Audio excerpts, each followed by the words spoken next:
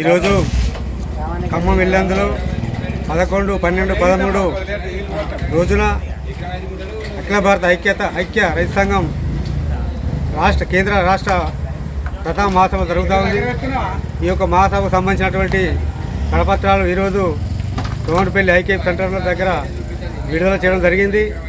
ఈ యొక్క సభను రైతులు, కూలీలు, మేధావులు అందరూ పాల్గొని పెద్ద ఎత్తున విజయవంతం చేయాల్సిందిగా కోరుతాను. అదేవిధంగా రైతులకు చాలా సమస్యలు ఉన్నాయి. రైతులు గిట్టుబాటు ధర లేదు. సరైనటువంటి ఇవాళ పంట కూడా వేసంగి పంట చాలా దిగుబడి వచ్చి ఉంది. కాబట్టి రైతు కళ్ళాలోనే ఇవాళ వారబోసి ఉంది. వర్షాలు కూడా ఇవాళ అధికంగా వచ్చేటువంటి పరిస్థితి ఉంది. ఇవాళ అంటే గోనె సంచులు లేక ఇవాళ రైతులకు కిలో 2 కిలోలు కోత పెట్టే ప్రమాదం ఉంది.